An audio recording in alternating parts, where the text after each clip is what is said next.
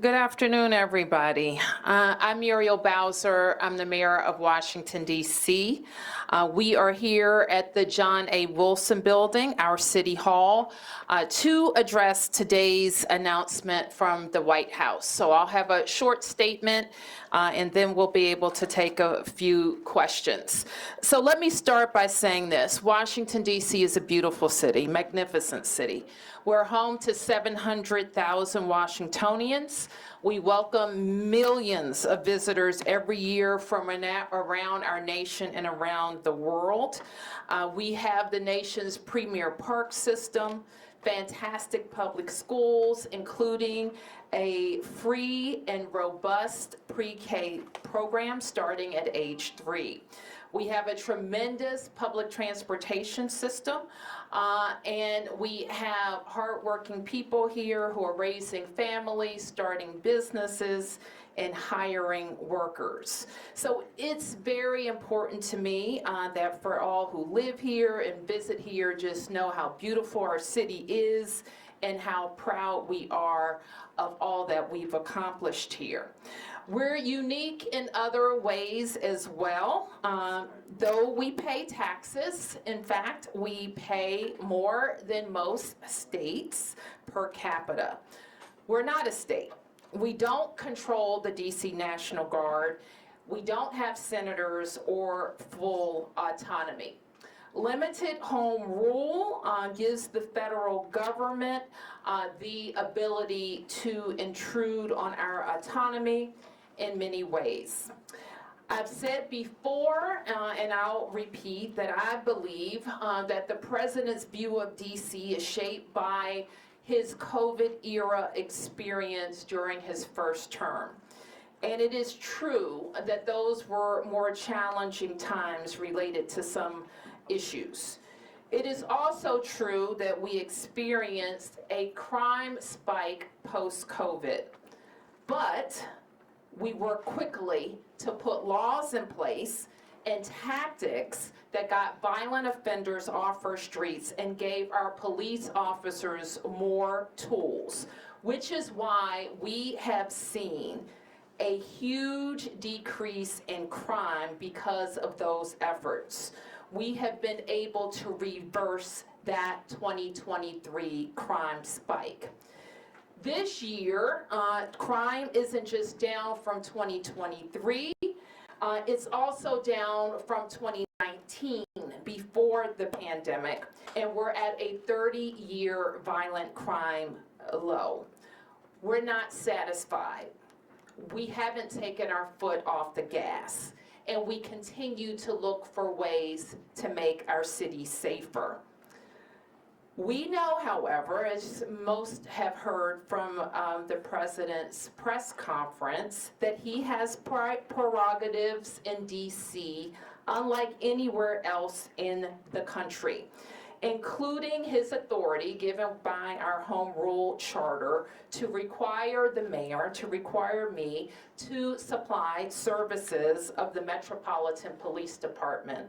And he also has control and the ability to deploy the National Guard. But let me be clear, as our home rule charter is also clear, and the president's executive order restates. Chief Pamela Smith is the chief of the Metropolitan Police Department, and its 3,100 members work under her direction. The Home Rule Charter requires the mayor to provide the services of MPD during special conditions of an emergency, and we will follow the law.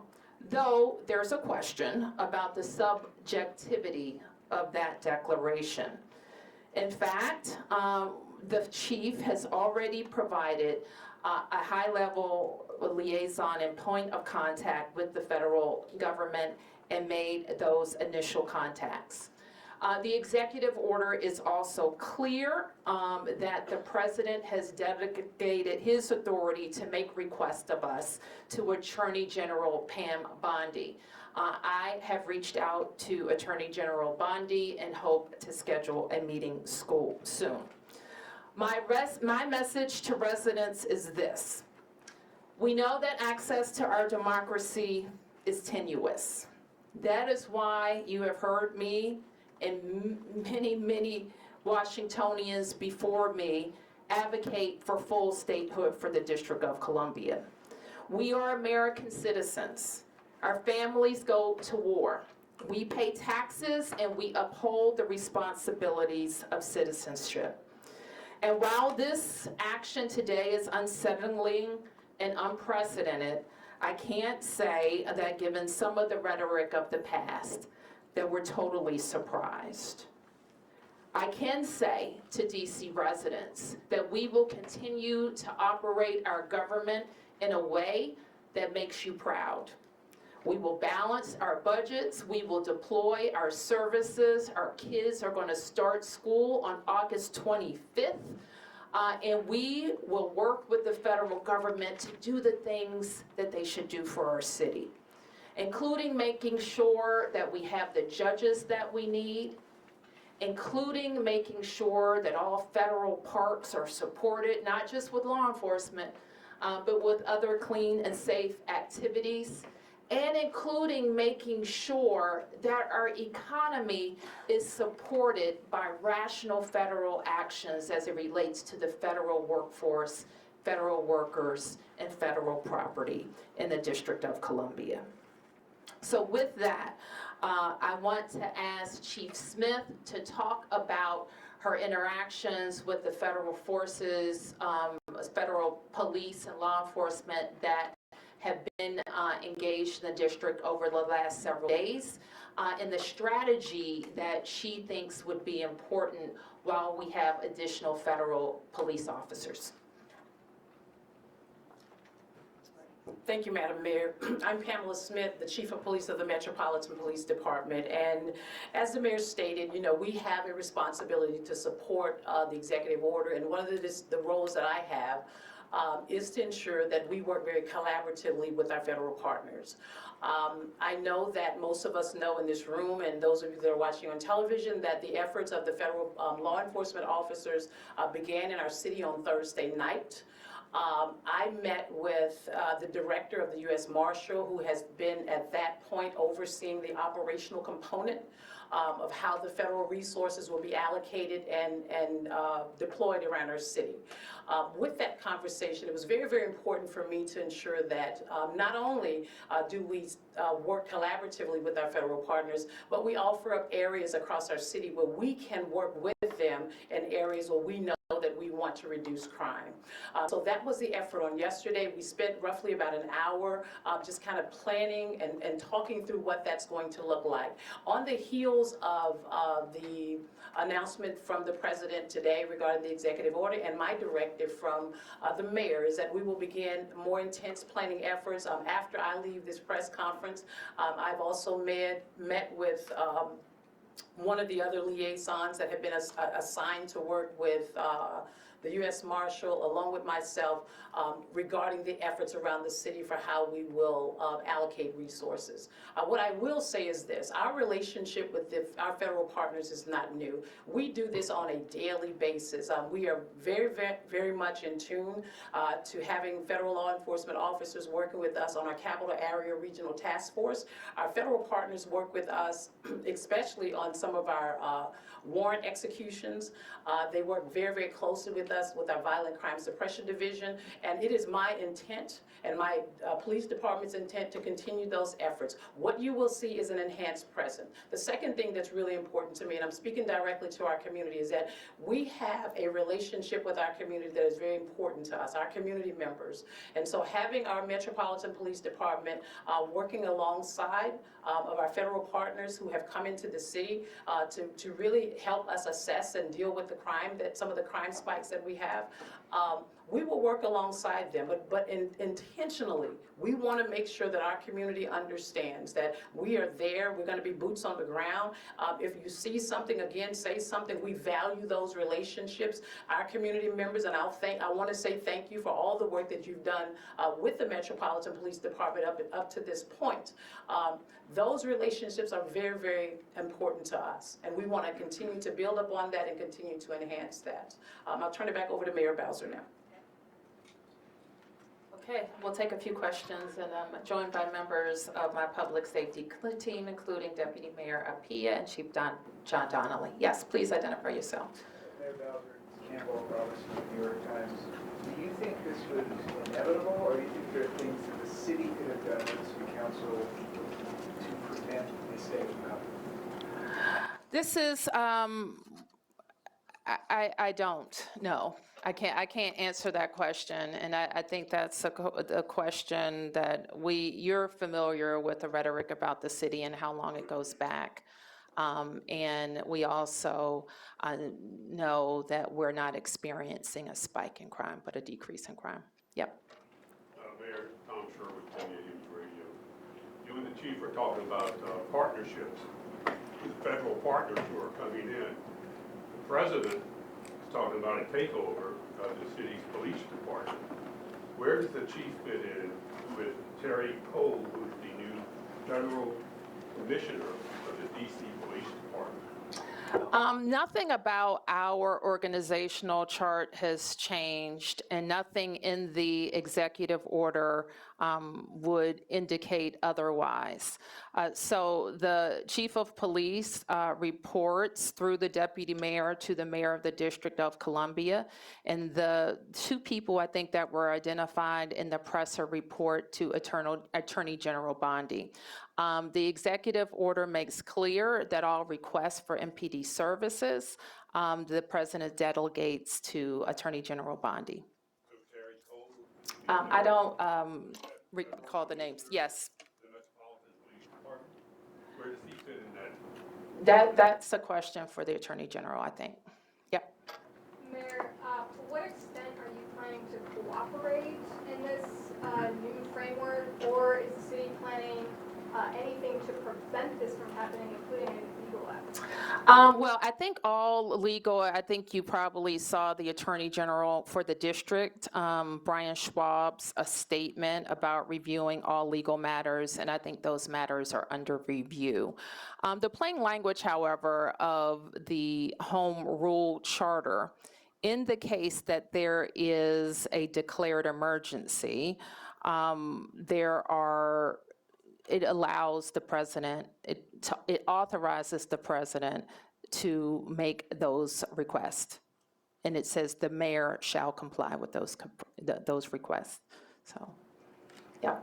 Muriel with DC News Now. Are there any concerns that, with this rhetoric, that we have NPD, the National Guard, possible other law enforcement agencies on the ground, that there will be confusion about who's in charge, who these officers answer to, and how people should respond if approached by any of these enforcement? Well, we should note, and we have been advised, and we will continue to make this clear that this is needed in our city, that all law enforcement be identifiable by a uniform, a badge, a jacket, so that people know that they are law enforcement. And the chief, in her coordination with the kind of the command on the federal side, will make clear kind of how the protocols for response. And if there's any additional information we need to get out to the public, we will. But the main point is this: everybody should follow the law, the police and the community. And that's the case now. It was the case last week, and it was the case the week before that. So nothing has changed about that. Yeah. WUSA 9, would you be able to respond to the statement that came out from the DC Police Union? They come out recently saying that they stand with the president and that they have also said crime is spiraling out of control. And they're also calling for the president to go even further and repeal some of the legislation that DC Council passed. I'm afraid I haven't seen that statement yet, so I don't want to comment on it. We have, worked very closely with the DC Police Union. Some issues they've advanced, I've totally agreed with. Others I haven't. One thing that we are squarely supportive of is making sure that our department can recruit more officers and get to a number that I think we need. We've worked cooperatively with them on recruitment and retention activities, on some other changes to the law that were very objectionable to the union and our members, and we will continue to do that. Yeah. Peace and blessings, Madam Mayor. So, in what way, if any, does this change your strategy in terms of your relationship with the president? You've been pretty cooperative, pretty diplomatic, but he's saying one thing about crime, you're stating facts, and he's still infringing on your role as mayor. So, as far as your relationship and your strategy, what do you intend to do as far as engaging with management? Well, we engage with all officials that impact the district, and that includes the president. So I don't expect that would change from our part.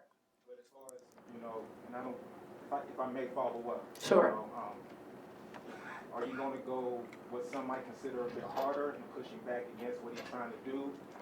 Will your tenor change or intensify? My tenor will be appropriate for what I think is important for the district. And what's important for the district is that we can take care of our citizens. And if people are concerned about a president's ability to have the MPD police department be responsive to the Department of Justice, the time to address that is when we're talking about statehood for DC. If people are concerned about the president being able to move the National Guard into our city, the time to do that would have been when the Congress had a bill that it could have given control of the DC National Guard to DC. So there are things that when a city is not a state and not fully autonomous and doesn't have senators, that the federal government can do. Yeah. Susan Garrett from the Boston Globe. Yeah. Just to follow on his question, you at times in President Trump's first term were more confrontational with him, especially in 2020. You've tried to be more cooperative this time. Any second thoughts about that approach? And are you planning any sort of defiance, symbolic or whatever, in light of this? Well, I would refer you to the law. Humble Charter, he referred to it. I would refer you to the executive order. And so everything that we have said maintains my authority given by the Home Rule Charter. Yep. Josh Chapin, Channel 7. I just want to be clear also that this ramp up, this emergency we're talking about is a brief period, like a 30-day period, am I right? The charter gives him the ability to do it for 30 days, yes. So that means cooperating with the, whatever he wants to do. Well, it means that we follow the law, and that the MPD follows the law as well as all of the federal officials who are here. It's also important and we will do this in our communications with them, understand like what they're looking to see. So the fact that we have more law enforcement and presence in neighborhoods, that could not, that may be positive if people are, if it's a positive action. So that's what the executive order says. Yeah, Mark. Mayor Bowser, a couple quick questions. One, do you know, will the National Guard be armed? I don't know. And then, what if the Attorney General directs the Chief of Police to redirect sources to do something that you and the chief disagree with? For instance, redirect resources from east of the river to the federal enclave or something like that. Will you comply with, you say you're going to follow the law, you say you want to be cooperative. What if you get a directive from the White House or the Attorney General that you just steadfastly don't agree with and think it's the wrong move and would jeopardize public safety in other neighborhoods? Will you comply? I don't have any reason to think that at this point, Mark, so I don't want to speculate about that.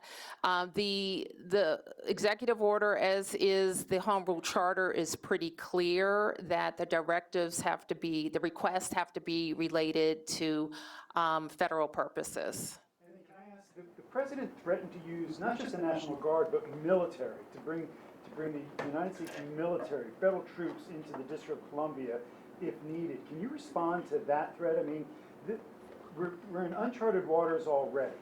A lot of people are seeing this as the first step in an assault on home rule, which the president has threatened. He's been making these threats since last year, and now he's carrying through with them. There's no reason to believe he won't go further. What do you say to the president about his threats to bring the military, not just the National Guard, but the military into? We don't, and I think I speak for all Americans, we don't believe it's legal to use the American military against American citizens on American soil.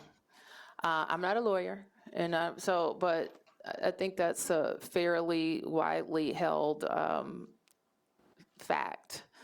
And so, but we've seen them move, I think, active military into California.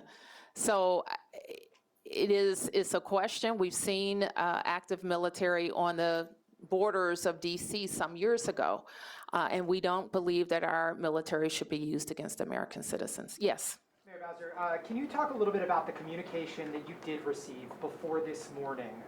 Did you know what this announcement was going to be before today? And can you just talk about the communication writ large before today? And secondarily, what do you say to DC residents who wanted to hear more from you, specifically in the last 5 days, being forthright, speaking to press and media? Can you just talk about... DC residents know I'm forthright. That's not a question. DC residents know that, and this press corps should know I speak to you all the time. So you should know that as well. And your question was, when I did not know that the request of MPD would be made. I believed that they would announce that they were going to call up the National Guard. I had one brief phone call related to the National Guard issue over the weekend. Madam Mayor? Yes. Can you identify yourself? Brian Todd, Okay. Can you tell us what your main challenges are going to be? Chief Smith and the DC Police working with federal officials, and are you concerned that any federal official overseeing the DC Police Department is not going to know the city as well as Chief Smith and your officers? Chief Smith oversees the MPD. And all of the requests and coordination for the federal request. I don't really have a doubt that is going to, among those officials who are law enforcement officials who have experience working together, I don't have a big concern about that communication and coordination happening. Who hasn't yet? Emma Huber with the Washington Post. During the news conference this morning, President Trump spoke about how he wanted to empower DC police to hit back harder. Are you aware of any changes in the works to MPD's use of force policies, and does that kind of rhetoric, how do you feel about that kind of rhetoric? Our police officers are highly professional, well-trained officers that we support with training throughout their careers. We're proud of where our department has come from in terms of their level of professionalism. So they're trained in constitutional policing, and that is our expectation. Yes. Hold on, you passed the question. One more. Owen Hayes, NBC News, just to follow up on that a bit. Yeah. So will they still be fully subject to local regulations when it comes to use of force, body cameras, while under federal control, MPD officers? MPD reports reports to the chief of police, and they are subject to DC and local laws, as well as federal laws. And that will continue even under this plan? Yes. Yes.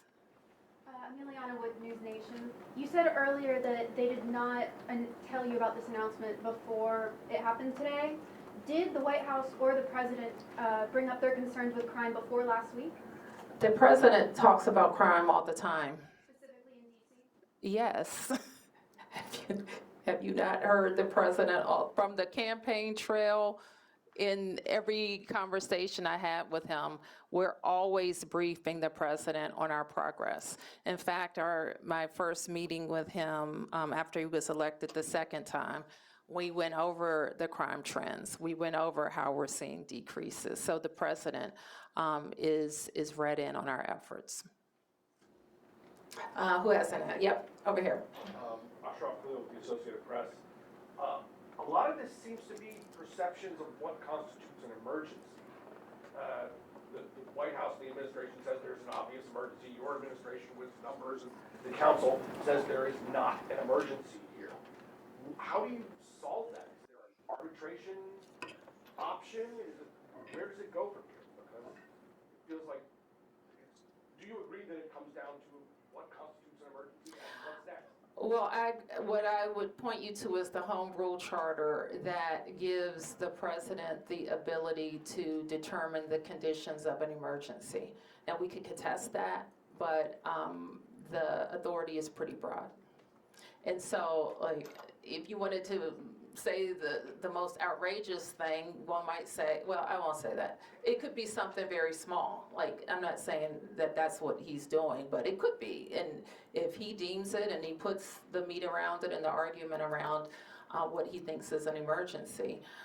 When we think of emergencies, it usually involves surges in crime, or crime that's not being responsive, or tools that we have that we can't use in the normal course. That's what, when we use an emergency, that's what it's for. Yeah. Oren Oppenheim, ABC News National.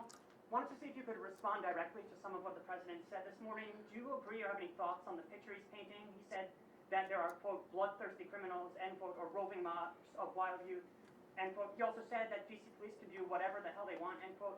Are you okay with that? What does that mean? Do you have any response to him or the White House talking about the DC crime stats? I mean, I think I've already addressed all of those questions. Anything else? Yeah. Scott Gellman with WTOP. You described, this morning was described as a federal takeover of MPD. It sounds like you're describing this as Chief Smith is still in charge and everything will run through the department. What will this look like on a day-to-day basis as it relates to what has transpired here? What can people expect to see? Is this an instance where you all work collaboratively for big events and this is something comparable to that? No, I don't, it's not like that. It's not like the special events task force where we work together.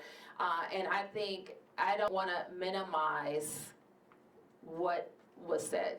And I don't want to minimize the intrusion on our autonomy because it is very different than working a special event. So that is not what we're trying to do.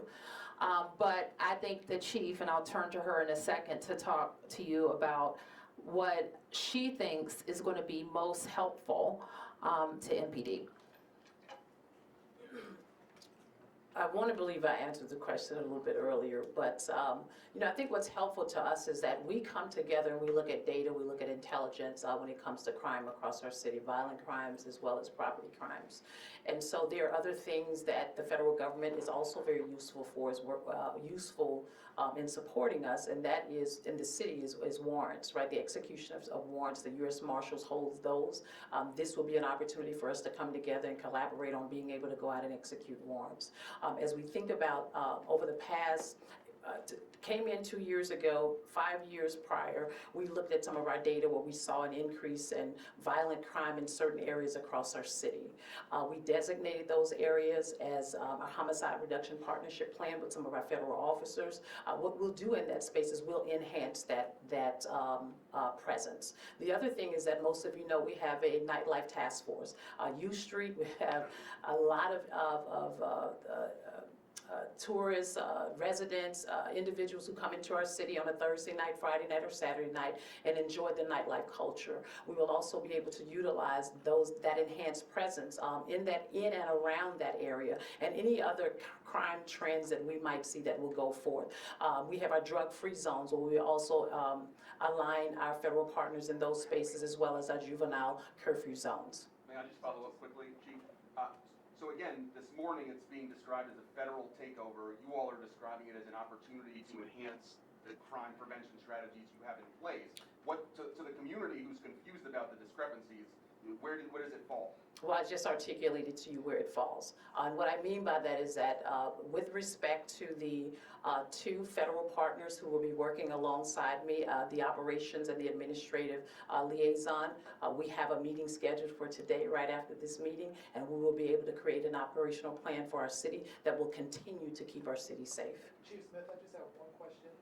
You just broke the rule. Maybe somebody else haven't asked a question already. Okay, is that it? Okay, all right. I just have one question, because you Yes, did bring up data a lot, we've talked about, the data that's come from MPD, Yep. saying that crime has been going down. However, this morning, Trump did cite a report where a sergeant was accused of messing with the crime numbers. So would you be able to respond to some of what Trump said directly this morning? Well, I cannot respond to any internal investigations, and I think, as you know, we do not talk about personnel actions with regards to our personnel. Sam. No problem. A two-part question. For me? Yes, Okay. please. And this is in regards to the youth. What is your professional assessment of how MPD has handled the so-called youth takeovers? And I guess the second part of my question might be more appropriate for the mayor, but Well, can I ask the first question, then you can ask the mayor the second question. I think when it comes to the juveniles, and I've said this, you know, I'm very passionate about young people who are going to do great things in our city. And we have a lot of young people who are moving in that trajectory and in that space. The problem is we have a small subset of young people who do not. And I've said to parents, you need to know where your children are. We've talked about this over and over again. The mayor has enacted an executive order so that I, as the chief, can designate juvenile curfew zones around our city so that we can still give young people the opportunity to be able to be in those spaces based on what the laws and the regulations state, but we won't allow the disruptive behavior. And we've seen that time and time again. We've looked at intelligence, we've looked at data. Sometimes we look at things that are on social media to help guide our decisions. We want young people to be safe in our city. We want them to be able to enjoy the activities of our city, but we're not going to tolerate that kind of criminal activity that we've seen in the past. The juvenile curfew zone that was enacted, we've seen a decrease in our juvenile participation in those locations. no doubt. And Madam Mayor, Yes. if I may, how effective would it be to federalize crimes that youth commit? Because we keep hearing that from the U.S. Attorney for D.C., but how effective would that be as a crime prevention strategy, in your opinion? Well, I have had a pretty, we had a meeting with the U.S. Attorney for Janine Pirro last week, and she does have a lot of interest in juvenile crimes and how her office can be more engaged. What I committed to her then was having some conversations around the laws that she's concerned about with members of the council and seeing if there's any possibility of a omnibus to change that. With regard to who prosecutes or what crime she can prosecute, that's not a local law change. That would be a congressional change. So may I hear you correctly in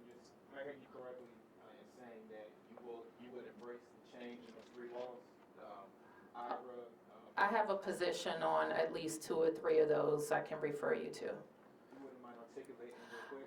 I would, because I'm going to get them mixed up in my head right now, but I will be happy to share that with you. Okay, I'll take a few more. Yep. Mayor, and along with those laws that Sam was just talking about earlier today, we also put a focus on DC's bail system, being a cashless bail system. Was that part of your discussion?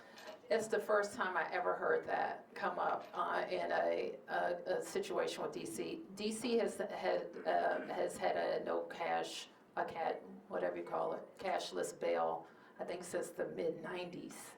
So that's not anything new to our system.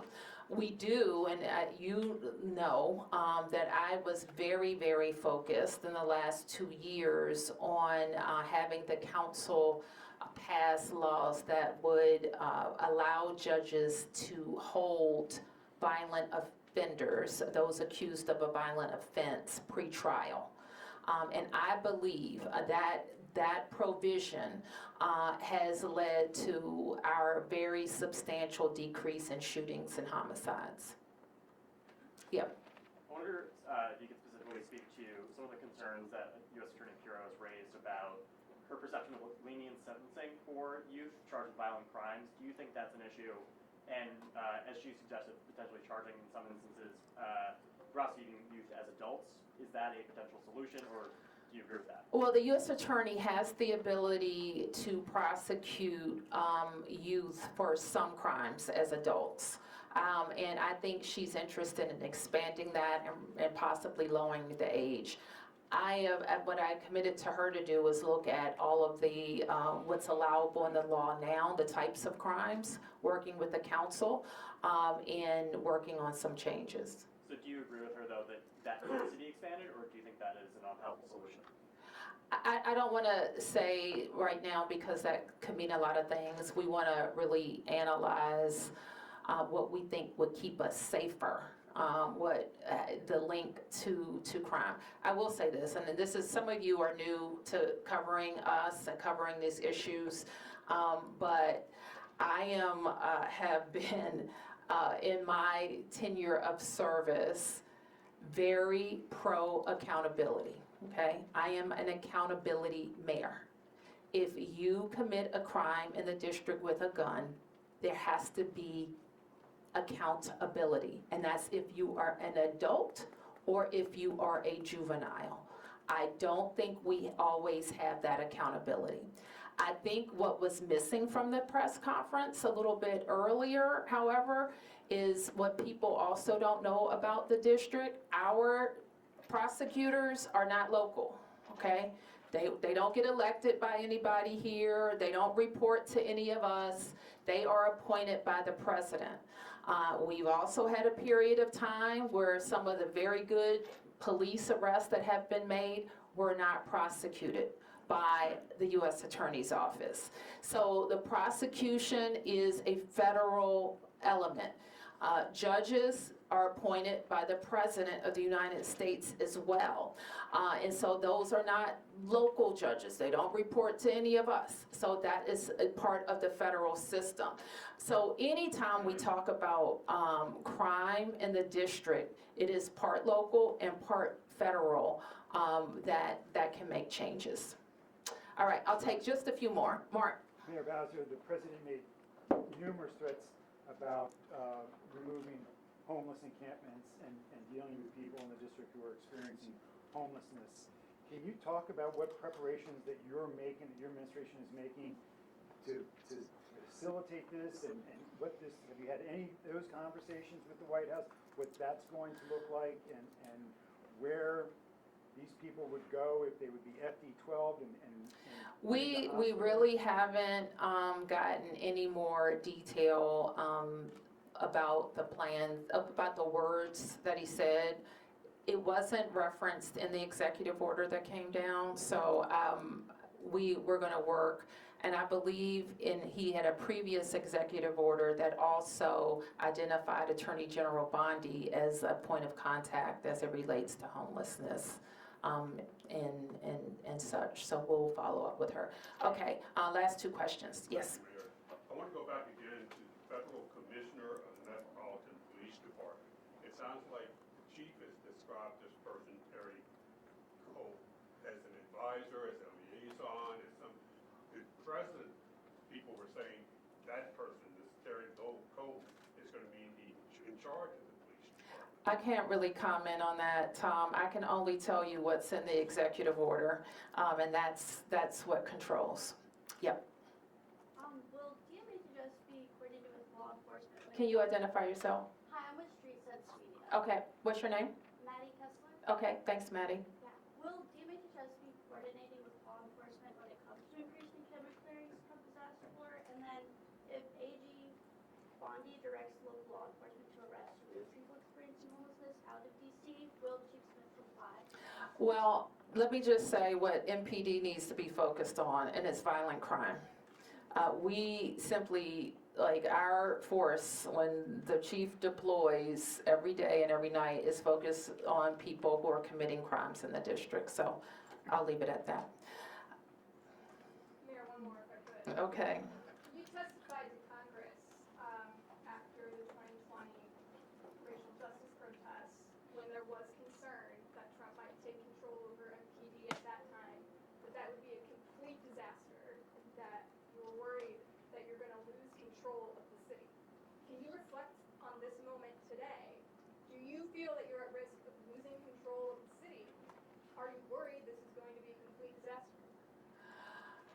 I'm going to work every day to make sure it's not a complete disaster. Let me put it that way.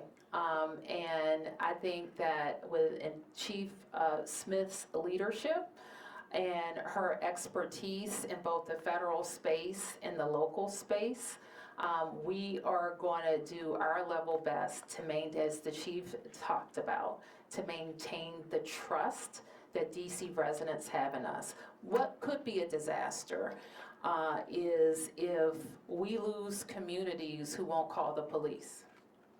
That could be a disaster. What will be a disaster if communities won't talk to the police, if a crime has been committed and could help solve that crime. That could be a disaster.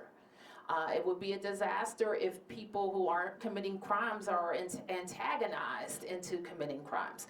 That would be a disaster. So we're going to work every day to get this emergency put to an end. I'll call it the so-called emergency, and continue to do our work.